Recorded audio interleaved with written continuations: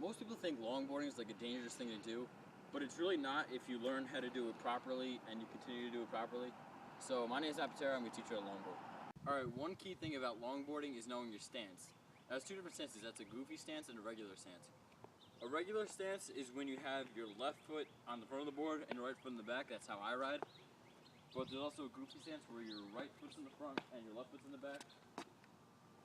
Now, the easiest way to find out if you're goofy or regular is have a friend come and push you. Now, what happens is when they push you, if whatever foot you land on is the foot that you're going to be riding on the front.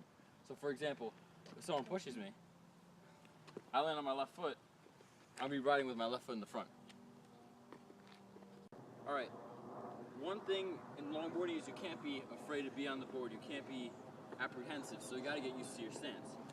Basically, just to do this, just get on your board, bend your knees a little bit, just in your stance. If you're on a hill, your weight will take you, and you'll get used to moving around on a longboard. But you can't just depend on actually being on a hill to move on a longboard.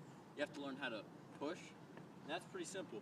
All you have to do is have one foot on the board, one foot on the floor, and you're going to basically push away so you're actually moving. It's not very hard, but it just takes practice, I guess, and you'll get better and better at it. Right. Now, one other major part of longboarding is learning how to turn. And that's basically done by putting weight on either side of the board, basically on your heels or on your toes. Now, depending on how loose you have your trucks, that's gonna determine how sharp you're gonna turn. But it's really all about practice.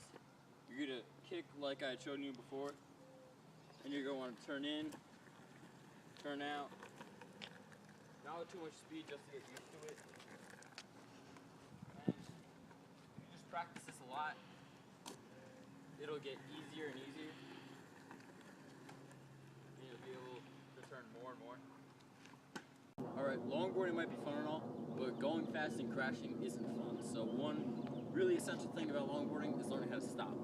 And that's basically done by when you have speed, you're just going to take your foot, rush it against the ground, and the longboard will slow down and you'll eventually come to a stop. And that's not a hard thing to do. It's probably the easiest and the simplest way to stop. Alright, another part of longboarding is riding down hills. And it might seem a little scary, but if you just stay at a constant speed, keep your knees a little bent, and stay at a good stance, it won't be really hard to do. And you'll get used to it, and you'll be able to go on bigger and bigger hills.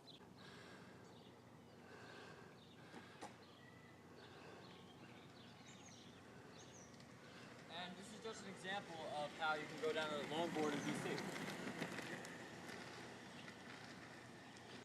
Now, if you follow these steps on how to become a more successful longboarder, you'll just get better and better, and it's not going to be hard. You just got to practice, and you'll get better.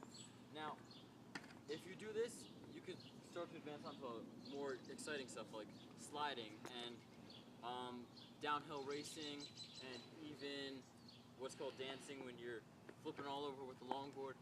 It's really cool, but it just goes to show the practice makes perfect, and if you follow these steps, you'll eventually get better, and it's just going to be easier from then on.